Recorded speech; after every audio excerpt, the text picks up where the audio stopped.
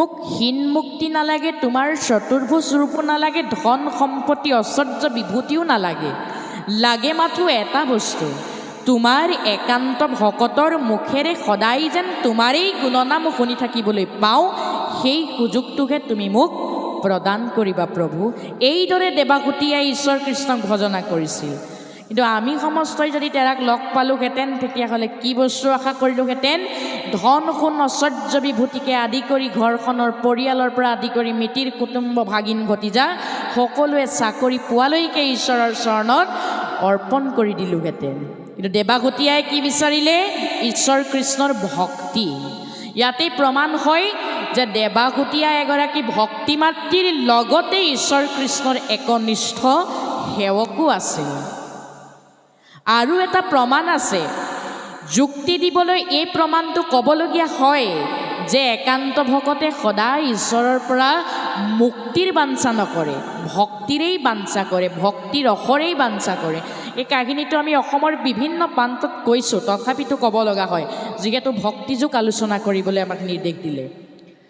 কাহিনীটো হৈছে যেতিয়া কুৰুক্ষেত্ৰ মহাৰণ হৈছিল, সেইখিনি মহাৰণৰ পাছ মুহূৰ্ততে যেতিয়া যদুপতিয়ে দ্বাৰকা যাবলৈ লৈছিল, দ্বাৰকালৈ যোৱাৰ সময়ত কুন্তীক কৈছিল যে পেহীদেউ মই যাব ওলালোঁ, যোৱাৰ আগত কিবা এটা তোমাক নিজে দি যাম বুলি ভাবিছোঁ। পঞ্চপাণ্ডৱৰ পৰা বিদায় লৈ আহিছোঁ, শেষ বিদায় তোমাৰ ওচৰত লৈছোঁ আৰু তোমাক কিবা এটা দি পেলানিহে মই দ্বাৰকা যাম বুলি ভাবিছোঁ। তোমাক কি লাগিব আই কোৱাচোন? কুন্তী আয়ে ঈশ্বৰ কৃষ্ণক কি বুলি কৈছে? অ' হে কৃষ্ণ কৃষ্ণ বাপ কৰো প্ৰণিপাত,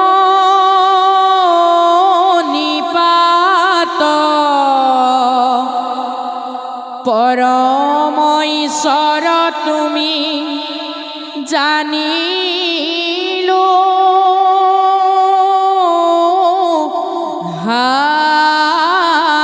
সাক্ষাৎ। কৈছে যে হে কৃষ্ণ কৃষ্ণ বাপ কৰো প্ৰণিপাত, পৰম ঈশ্বৰ তুমি জানিলো সাক্ষাৎ। তুমি যেই জগতৰ ঈশ্বৰ, তুমিয়ে যে জগতৰ গৰাকী, মই সেই কথা উপলব্ধি কৰিব পাৰিছোঁ।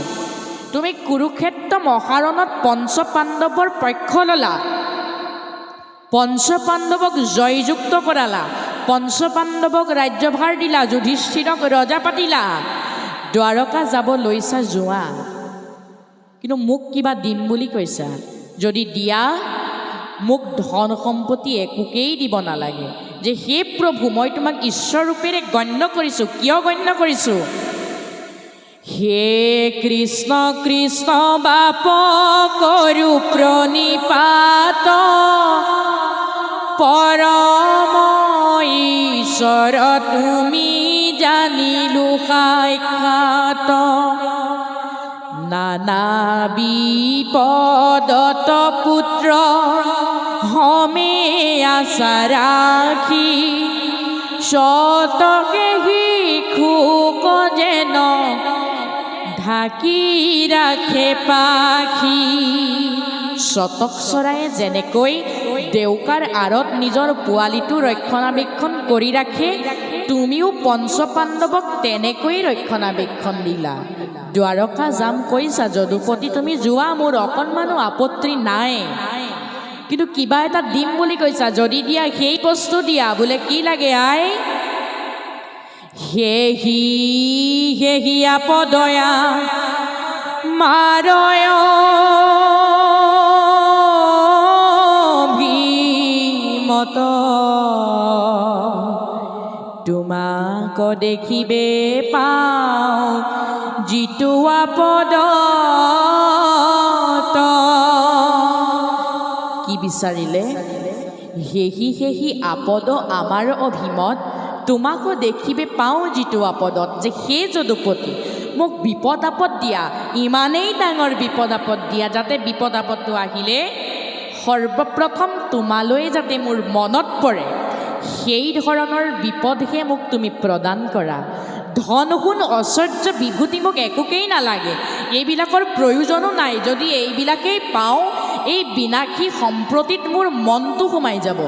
যাৰ ফলতেই তোমালৈ পাহৰি যাম আৰু যিটো বস্তু পালে তোমালৈ পাহৰোঁ আর শ্রী ভইলে ভুলে মন করে নানা কাম সম্পদ তন পরে লৈ বাকত বনাম কি কলে শ্রী হইলে ভুলে মন করে নানা কাম সম্পদত নপৰে লৈ বাকত বনাম যে হে যদুপতি ধন সোণ ঐশ্বৰ্য বিভূতি গাড়ী মটৰ এইবিলাক যদি পাওঁ তোমালৈ মনত নপৰিব আৰু তোমালৈ যদি মনতেই নপৰে তেনেহ'লে এই দেহটো ধৰি ৰখাৰ মোৰ কোনো অৰ্থ নাথাকিব যদুপতি দিয়া যদি সেই বস্তু দিয়া কি লাগে আই মাতৃ তোমাক কি লাগে মোক নিখন্দেকে কোৱা প্ৰভু ঈশ্বৰে কৈছে আৰু তেৰা কুন্তিয়াই কি বুলি কৈছে যেন যাজি গংগা কণী ৰোধ কৰে যদি সাগৰত পৰয় তথাপি দেৱ নদী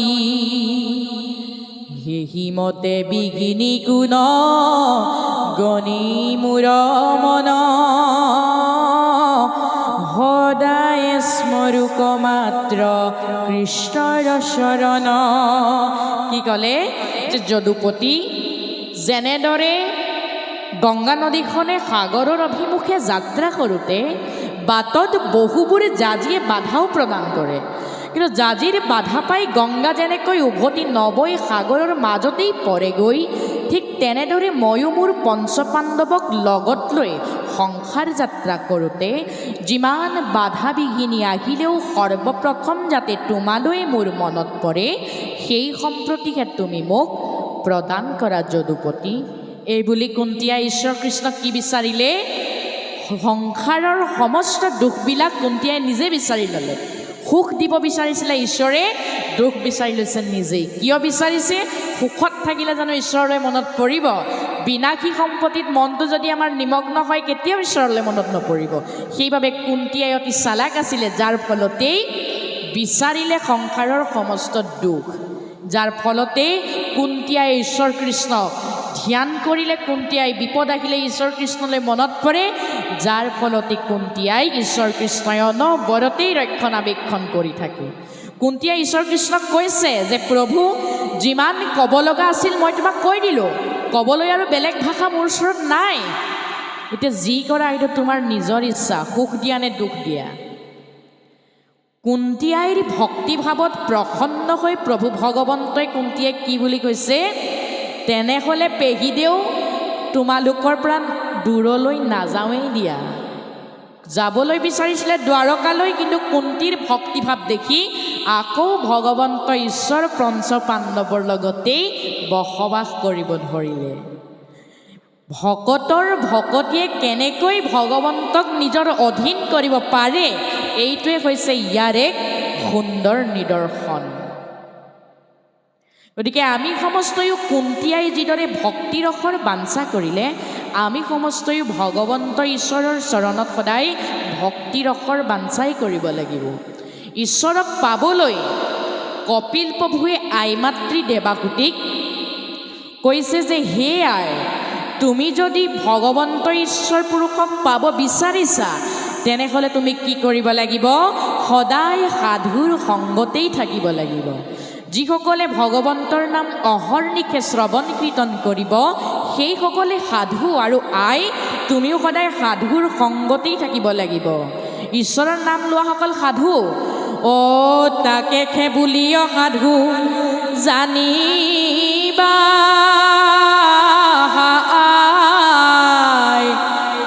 তাৰাৰ সংগক তুমি পাৰ্থিবা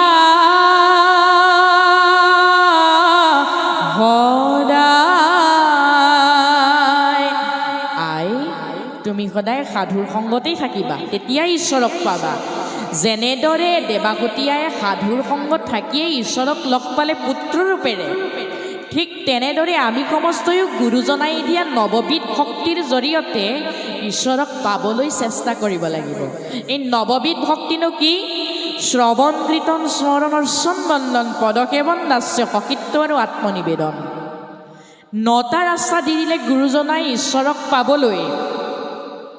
মংগলাচৰণতে সুন্দৰভাৱে লিখি দিলে, যদ্যপি ভকতি নৱবিধ মাধৱৰ,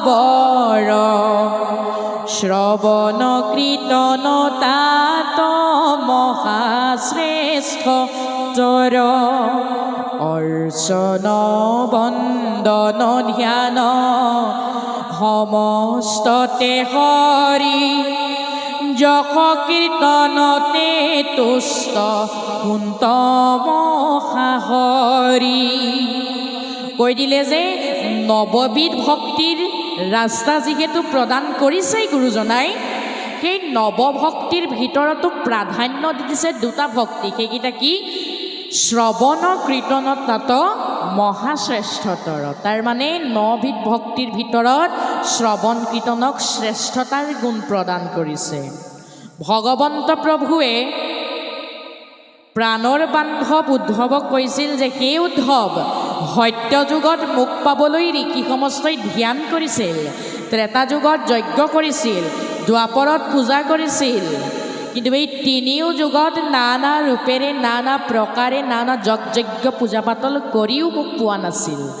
যজ্ঞৰ ধোঁৱাৰে ঋষিমুনিসকলৰ শৰীৰটো শ্যামবৰণীয়া হৈ পৰিছিল যদিও মোক পোৱা নাছিল। কিন্তু উদ্ধৱ, কলিযুগত আটাইতকৈ সহজ হৈ গ'ল, কেৱল মাত্ৰ শ্ৰৱণ কীৰ্তনৰ যোগেদি মোৰ নাম স্মৰণ কৰিলেই সহজতে মোক পাব। সেইবাবে আমি সমস্তই শ্ৰৱণ কীৰ্তনকে আশ্ৰয় কৰি তেৰাৰ গুণ নাম ভকতৰ সংগত যদি আমি শ্ৰৱণ কীৰ্তন কৰোঁ, তেতিয়াহ'লে অতি সহজতে আমি সেইজনা যদুপতি ঈশ্বৰক সাক্ষাৎ কৰিব পাৰিম, নহ'লে কিন্তু নোৱাৰিম। এতিয়া আজি আপোনাৰ সমস্তই ঘৰুৱা কাম কাজেৰে ইয়াত কিয় আছে? ঈশ্বৰৰ গুণনাম শ্ৰৱণ কীৰ্তন কৰিম বুলি আহিছে। ঈশ্বৰৰ গুণনামনো শ্ৰৱণ কীৰ্তন কৰিলে কি লাভ হয়?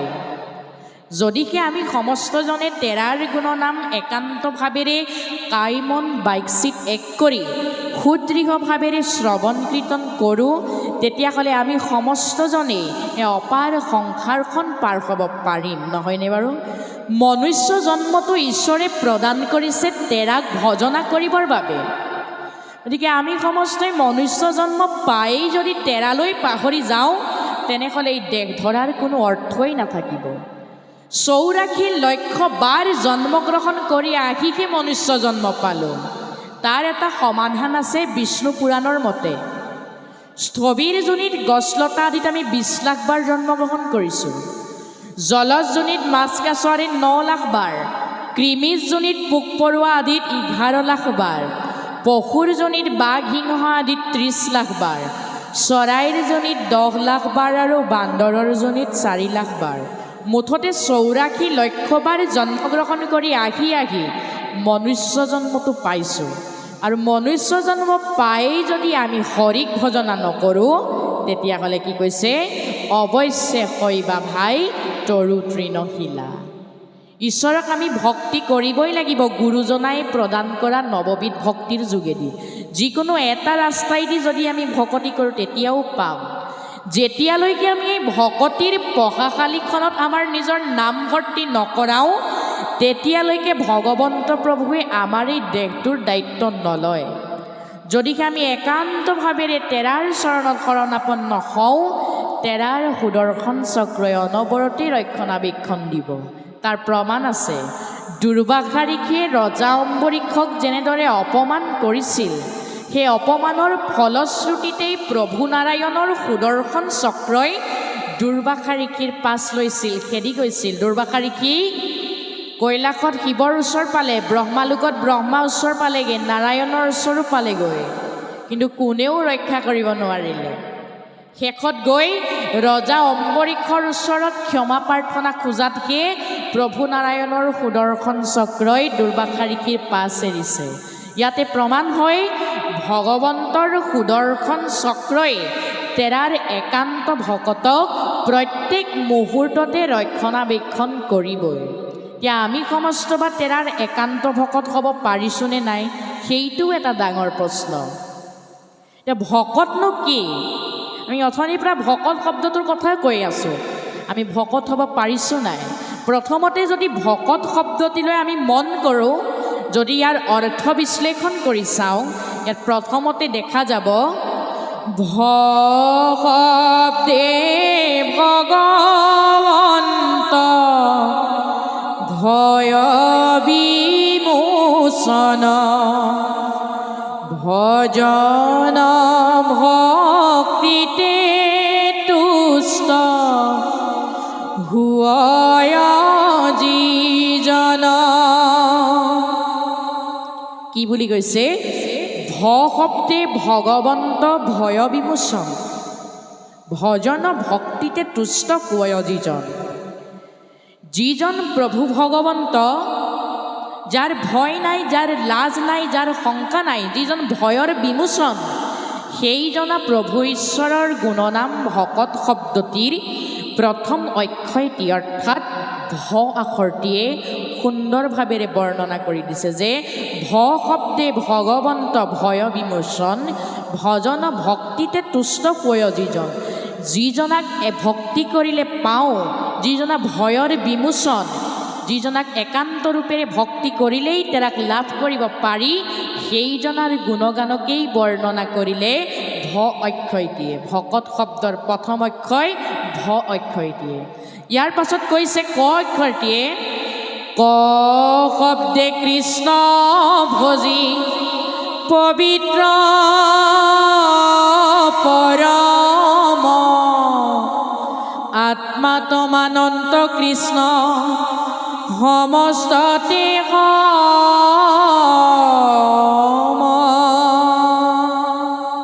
কি বুলি ক'লে? ক শব্দে কৃষ্ণ ভজি পবিত্ৰ পৰম আত্মাত মানন্ত কৃষ্ণ সমস্ততে সম। কৈছে ক অক্ষয়টিয়ে বৰ্ণনা কৰিছে যিজনা প্ৰভু ভগৱন্ত সকলো পঞ্চভৌতিক দেশৰ জীৱৰ আত্মাতেই সমৰূপেৰে তেৰাৰ অংশ আত্মা বিস্তাৰিত হৈ আছে, সেইজনা প্ৰভু ভগৱন্তৰ গুণ বৰ্ণনা কৰিছে ভকত শব্দটোৰ দ্বিতীয় অক্ষয় অৰ্থাৎ ক অক্ষয়টিয়ে। এতিয়া আমি যদি চাওঁ যে আমাৰ সমস্তজনৰ শৰীৰতে ভগৱন্ত প্ৰভু আত্মাৰূপেৰে বিস্তাৰিত হৈ আছে, নহয়নে? সকলো পঞ্চভৌতিক দেশৰ জীৱ আত্মাতেই তেৰা আছে। সেইফালৰ পৰা চাব গ'লে আমাৰ দেহটোৰহে পাৰ্থক্য আছে, আত্মাৰ একো পাৰ্থক্য নাই। আত্মা একেটোৱেই, সেয়াই হৈছে ঈশ্বৰ। ঈশ্বৰ আত্মাৰূপে সকলোৰে দেহৰ ভিতৰতে আছে। সেইকাৰণে কৈছোঁ আত্মাৰ পাৰ্থক্য নাই। পাৰ্থক্য দেহটোৰ বহু পাৰ্থক্য আছে। যেনে মতা আছে, মাইকী আছে, কোলা আছে, বগা আছে, ওখৰ আছে, চাপৰ আছে, শকত আছে, ক্ষীণ আছে, আপোন আছে, পৰ আছে, চোট আছে, বৰ আছে। এইবিলাক দেহৰহে ধৰ্ম, আত্মাৰ ধৰ্ম নহয়। আত্মাৰ ধৰ্ম দুটাই, পাপ আত্মা আৰু পুণ্যাত্মা। দুটা ভাগতেই ভাগ হৈ আছে আত্মাটো।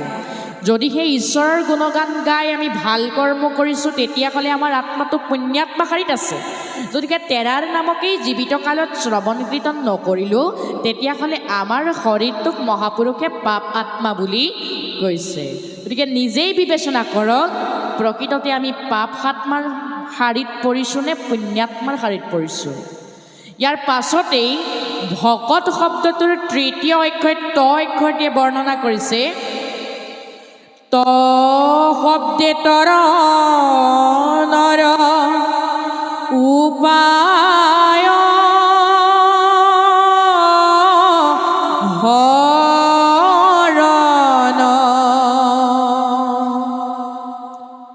কি বুলি কৈছে? ত শব্দে তৰণৰ উপায় হৰণ। হৃদয় মধ্যত ধৰে কৃষ্ণৰ চৰণ,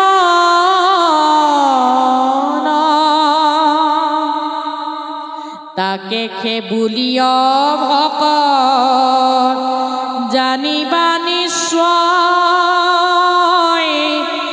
নিজে তৰি কুলকু উদ্ধাৰ কৰ। কি ক'লে? ত শব্দে তৰণৰ উপায় হৰণ, হৃদয় মধ্যত ধৰে কৃষ্ণৰ চৰণ। তোমাক তৰণৰ পথটো ত আখৰতে দি দিছে। তৰণৰ পথ কি? হৰণ। কাৰ ওচৰত হৰণ? যদুপতিৰ ঈশ্বৰত হৰণ। যদিকে আমি তেৰাৰ চৰণত কাই মন বাইকচিত এক কৰি শৰণাপন্ন হওঁ, তেতিয়াহ'লে তৰণৰ পথ আমি বিচাৰি পায়েই গ'লোঁ। তৰণৰ পথ কি বুলি ক'লে? শৰণ। এতিয়া ভকত কাক কয় বুলি কৈ দিলে? তাকে সেই বুলিয়া ভকত জানিবা নিশ্চয় নিজে তৰি কুলক উদ্ধাৰ কৰে, যিজনে নিজেও সংসাৰ তৰিবলৈ চেষ্টা কৰে আৰু লগতে নিজৰ কুলটোক আৰু সকলো মনুষ্য জাতিটোকেই উদ্ধাৰ কৰিবলৈ চেষ্টা কৰে, সেইজনক ভকত বুলি সুন্দৰ ৰূপেৰে ভাগৱত শাস্ত্ৰই আমাক দেখুৱাই থৈ গৈছে। ভকত সেইজনহে যিজন নিজেও তৰে আৰু লগতে বাকী সমস্তকো তৰাই নিব পাৰে। গতিকে ইয়াৰ অৰ্থ আমি বুজি পালোঁ ভকত শব্দৰ। এতিয়া নিজৰ গাতে আঙুলি টোৱাই চাওক আমি ভকত হ'ব পাৰিছোঁনে নাই? তিনিটা আখৰৰ বৈশিষ্ট্যটো আমাৰ গাত আছেনে নাই? ভকতৰ বৈশিষ্ট্য কাছৰ বৈশিষ্ট্যৰ লগত তুলনা কৰিছে। কাছৰ বৈশিষ্ট্য কি? বালিত কণী পাৰে, পানীত উমনি দিয়ে। বালিত কণী পাৰি পানীত উমনি দি যেতিয়া পোৱালি জন্মিবৰ সময় হয়, তেতিয়া সেই কাছজনীয়ে মুক্ত মনেৰে যদুপতিৰ চৰণত প্ৰাৰ্থনা কৰে যে হে প্ৰভু দয়াময়, তোমাৰ 10 অৱতাৰৰ ভিতৰত ময়েই জানো দ্বিতীয় অৱতাৰ নহয়? সেইফালৰ পৰা পোৱালি জন্মিলে বুকুত লোৱাৰ সুবিধা তুমি প্ৰদান কৰিবা প্ৰভু। যিদৰে কাছজনীয়ে মুক্ত মনেৰে যদুপতিক ভজনা কৰে, সেইদৰে আমাৰ একান্ত ভকতেও ঈশ্বৰক কি বুলি ভজনা কৰে? ভগৱন্তৰ নাম শুনা এটা স্থানলৈ নিমন্ত্ৰণ পোৱাৰ দিনাখনিয়ে আবেদন দি থয় যে প্ৰভু, কত জন্মৰ ভাগ্যৰ বলত তোমাৰ ভকতৰ মুখেৰে তোমাৰেই গুণনাম শুনাৰ সুবিধা পাইছোঁ, সেইদিনা যাতে তুমি মোক বিষয়ৰ কামত ৰত কৰি নাৰাখিবা প্ৰভু। কাছজনীয়ে ঈশ্বৰক ভজনা কৰাৰ দৰে আমাৰ ভকত সমস্তই ঈশ্বৰক ভজনা কৰে, তেৰাৰ গুণনাম শুনাৰ পৰা বিৰত নাৰাখিবলৈ। যিজনে ঈশ্বৰৰ চৰণত এইদৰে আবেদন দিয়ে যে কেলেইনো মাতিলা ধৰ্মালোচনী সভাখনলৈ, কাম বনৰ দিন নগ'লেও পাব বেয়া, গ'লেও কাম ক্ষতি, ইমান ঠাণ্ডা দিন নহয়নে বাৰু? সেই ভাৱটোলৈ যিজনে ঈশ্বৰৰ চৰণত আবেদন প্ৰদান কৰিব, তেৰাৰ আবেদনখনক কেতিয়াও কিন্তু ভগৱন্ত ঈশ্বৰে মঞ্জুৰ নকৰিব। আমাক মনুষ্য জন্মটো কিয় দিছে? তেৰাক ভজনা কৰিবলৈ। যদি এই জন্ম পাই তেলালৈ আমি খেলা কৰোঁ, যদিহে তেৰাৰ গুণনাম ল'বলৈকে আমি এলাহ কৰোঁ, তেতিয়াহ'লে এই দেহ ধৰাৰ কোনো অৰ্থ নাথাকিব, নহয়নে বাৰু? সেইসকলকে ভকত যিসকলে ঈশ্বৰৰ নাম শুনিবলৈ অহৰ্নিশে যত্ন কৰি থাকে। ব্ৰজধামৰ গোপীসকলো ভগৱন্ত ঈশ্বৰৰ একান্ত ভকতেই আছিল। বংশীৰ ধ্বনি শুনাৰ মাত্ৰকেই যিদৰে গোপীসকল দৌৰ মাৰিছিল যমুনাৰ পাৰলৈ। কিয় দৌৰ মাৰিছিল? ভগৱন্ত ঈশ্বৰৰ বংশীৰ সুৰ শুনিবলৈ আৰু তেৰাক দৰ্শন কৰিবৰ বাবে। কত গোপী যাই যাই দুখনক এৰি আঘাতে থাকিব দুগ্ধ চৰুৰ হৈতে পৰি আশাতে থাকিব দুগ্ধ চৰুৰ হৈতে পৰি। যিদৰে বংশীৰ ধ্বনি শুনাৰ মাত্ৰকেই গাখীৰ পগুৱাতেই গোপীসকল এৰি দৌৰ মাৰিছিল যমুনাৰ পাৰলৈ তেৰাক দৰ্শন কৰিবলৈ, সেইদৰে আমাৰ একনিষ্ঠ ভকত সমস্তয়ো য'তেই ভগৱন্তৰ গুণনাম শুনে তালৈকে লৰ মাৰে বিষয়ৰ কাম কাজ এৰি থৈ, নহয়নে বাৰু? আৰু গোপীসকলে কি কৰিছিল? কত গোপী আছিলে ক স্বামীৰ পৰ হন্তে আধা ভুঞ্জা ভূয়া কত যাই লৰন্তে। কিছুমানে কি কৰিছিল? স্বামীৰ কাষত আছিল, আধা খোৱাকেই দৌৰ মাৰিছে ভগৱন্ত ঈশ্বৰক দৰ্শন কৰিবলৈ। তাকে চাই আমাৰ মহাপুৰুষ মাধৱ পুৰুষেও লিখিলে, কি বুলি লিখিলে? অ তোমাৰ গুণৰ মহিমা দেখিয়াই ও আনজত কাম দূৰতে তেজিয়া থৈলো। যেনেদৰে বংশীৰ ধ্বনি শুনাৰ মাত্ৰকেই গোপীসকল লোৰ মাৰিছিল, ঠিক তেনেদৰে ভগৱন্তৰ গুণনাম শুনাৰ মাত্ৰকেই আমাৰ একান্ত ভকত সমস্তই, ঈশ্বৰৰ একান্ত ভকত সমস্তই বিষয়ৰ সকলো কাম কাজ এৰি ভকতে তেৰাৰ নাম লোৱা ঠাইত গৈ উপস্থিত হয়। এয়াই কৈছে একান্ত ভকতৰ লক্ষণ। আৰু আছে একান্ত ভকতৰ লক্ষণ। কিয় দেৱাহুতি আইক একান্ত ভকত বুলি কোৱা হয়? দেৱাহুতি আইৰ গাত আছিল এইকেইটা গুণ। গুণটো কি? অবৃথা বাক্য নুবুলিব, নমাতিব মিছা, কৃষ্ণ কথা শুনিবলৈ কৰিবে কৈছোৱা। একান্ত ভকতে বৃথা বাক্য নকয় আৰু কি কৰে? ঈশ্বৰৰ নাম শুনিবলৈ অধীৰ আগ্ৰহেৰে বাট চাই থাকে। যিহেতু দেৱাহুতি আইয়েও নিজ পুত্ৰ কপিল ঈশ্বৰৰ মুখেৰে ভক্তিৰ বিষয়ে অৰ্থাৎ ঈশ্বৰ কৃষ্ণৰ ভক্তিৰ বিষয়ে বৰ্ণনা কৰিবলৈ কৈছিল, ঈশ্বৰৰ গুণনাম প্ৰকাশ কৰিবলৈ কৈছিল। সেইফালৰ পৰা চাব গ'লে দেৱাহুতি আইও আছিল ভগৱন্ত পুৰুষৰে একান্ত ভকত, নহয়নে বাৰু? সেয়া হৈছে ভকতৰ লক্ষণৰ সহিতে ভকতৰ বৈশিষ্ট্য। ভকতে কিয় ঈশ্বৰৰ নাম শুনিবলৈ অধীৰ আগ্ৰহেৰে অপেক্ষা কৰে? কাৰণ হৰি নম হুতাসন পাপ সুচান বন ক্ষণে কতে দহি কৰে চন। জুয়ে শুকান বন পুৰি তৎক্ষণাত ছাই কৰাৰ দৰে ঈশ্বৰৰ গুণনামেও আমাৰ গাত থকা সকলো পাপবিলাক পুৰি ছাৰখাৰ কৰি দিয়ে। সেইবাবে একান্ত ভকতে ঈশ্বৰৰ নাম শুনিবলৈ অহৰ্নিশে অধীৰ আগ্ৰহেৰে অপেক্ষা কৰি থাকে। আমি যেতিয়া আমাৰ প্ৰথম ব্যাখ্যাকাৰ প্ৰভুজনাৰ ওচৰত অনুমতি ল'ব গৈছিলোঁ, তেতিয়া কৈছিলে যে ভাগৱত এদিনীয়া, সেইবাবে দশম স্কন্ধ আৰম্ভ কৰিছে, সামৰিবও লাগিব। সেইবাবে আমি আমাৰ পাঠাচাৰ্য প্ৰভুসকলক এটাই নিবেদন কৰিব বিচাৰিছোঁ যে আপোনাৰ সমস্তই পাঠ অলপ আগবঢ়াওক। কৃষ্ণ কৃষ্ণ হৰিচন্দ্ৰ উপাখ্যান দুলৰি।